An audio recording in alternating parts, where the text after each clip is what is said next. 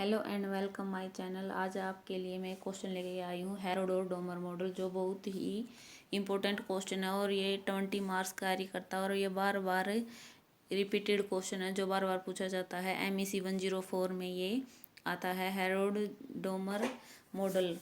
ये growth model है। Herod और डोमर परिवर्तन मॉडल दो अलग अलग अर्थशास्त्रियों द्वारा विकसित किया गया है। दोनों ने ही आर्थिक विकास की प्रक्रिया में बचत और निवेश के महत्व पर जोर दिया है। हेरोड का मॉडल 1939 में और डोमर का मॉडल 1947 में विकसित हुआ, परंतु दोनों के विचार एक समान होने के कारण इस मॉडल को संयुक्त मॉडल कहा गया। अजम्पशन इसकी है, आय का एक प्रारंभिक पूर्ण रोजगार संतुलन होता है, सरकारी हस्तक्षेप का अभाव होता है, बंद अर्थव्यवस्था में ये मॉडल काम करता है, औसत बचत प्रवृत्ति S/Y और सीमांत बचत प्रवृत्ति डेल्टा S/डेल्टा Y के बराबर होती है। सीमांत बचत प्रवृत्ति स्थिर रहती है, मौद्रिक आय तथा वास्तविक आय समान होती है, ब्याज की दरों में परिवर्तन नहीं होते, उत्पादक प्रक्रिया में पूंजी तथा श्रम का अनुपात स्थिर होता है। नोट, दोनों ने जो हेरोड एंड डोमर हैं, दोनों ने ही जो केन्स के सेविंग इन्वेस्टमेंट एनालिसिस पर अपने मॉडल को दिया है, उसका आधार माना है केन्जियन के सेविंग इन्वेस्टमेंट मॉडल को। हेरोड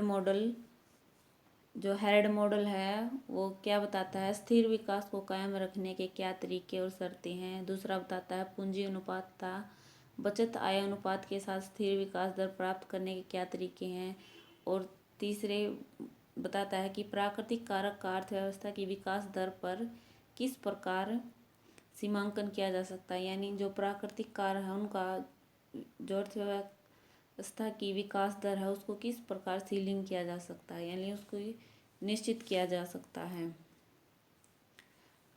पहला उसने बताया है कि जो प्राकृतिक वृद्धि दर है उसके द्वारा हम कैसे अपनी इकोनॉमी में ग्रोथ कर सकते हैं, इनकम में कितनी चेंज आएगी और उसे जो वास्तविक वृद्धि दर है उससे इनकम में कितनी चेंज आएगी और उसको GA के द्वारा डिनोट किया गया है। और GA बराबर है डेल्टा Y/Y, यानी टोटल इनकम में कितना चेंज आया उसको Y से डिनोट कर देंगे। और जो एक गिवन पीरियड ऑफ टाइम है उसकी ये बात करता है। इसके टू डिटर्मिनेंट है, एक तो S है और C है। S बराबर है S/Y यानी सेविंग इन्वेस्टमेंट, और दूसरा है delta K delta Y capital output ratio. ये दो जो बातें हैं उन पर बेस्ड है, सेविंग इन्वेस्टमेंट और कैपिटल आउटपुट रेशो।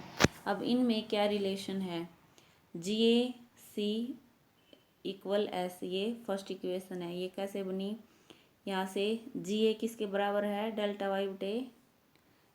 Y/Y, यहाँ पर GA, C delta K delta Y और S/Y। डेल्टा Y और बटे Y इंटू आई कैसे आया है, यानी डेल्टा के होती कैपिटल और कैपिटल में हम इन्वेस्ट करते हैं, इसलिए उसको हम I से भी डिनोट कर सकते हैं, डेल्टा Y = S/Y। यहाँ पर Y से Y कट जाता है तो I/Y इंटू S/Y। और जब हम इनको ऐसे इस साइड लेके जाएंगे तो ये हो जाएगा Y/I, Y से Y कट जाएंगे तो I/S। जो स्टेडी ग्रोथ रेट है वो I = S के बराबर होती है। प्रमाणित ग्रोथ रेट, दूसरा उन्होंने बताया कि प्रमाणित ग्रोथ रेट यानी वारंटेड ग्रोथ रेट, इसे GW द्वारा इंगित किया जाता है। इसका अन्य नाम है जो संभावित परिवर्तन दर भी है। किसी अर्थव्यवस्था में यह आय की पूर्ण क्षमता विकसित दर होती है जब अर्थव्यवस्था अपनी फुल कैपेसिटी में कार्य करती है, यानी उससे ऊपर अब वो है कुछ भी उत्पादन नहीं कर सकती। और उसमें इनमें रिलेशन है GW CR = S, GA बराबर GW, ये इसके इक्वल होती है, और C इक्वल CR के इक्वल होती है।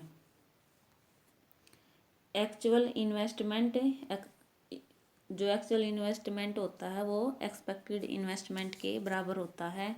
असंतुलन की अवस्था जब होगी जब GA लेस देन रह जाएगा वारंटेड ग्रोथ रेट से। इनकम ग्रोथ रेट और आउटपुट ग्रोथ रेट से अधिक होने पर यह अवस्था उत्पन्न होती है। C लेस देन CR पूंजी के प्रभाव की ओर प्रवृत्त करेगा, जिससे उत्पादन में कमी होगी, वस्तुओं का अभाव हो जाएगा और मुद्रास्फीति आ जाएगी। और दूसरा जो असंतुलन की अवस्था है वो कब होगी, जब GA मोर देन हो जाएगा वारंटेड ग्रोथ रेट से। Income growth rate output growth rate से कम होने पर स्थिति में उत्पाद तो बहुत अधिक होगा, लेकिन आय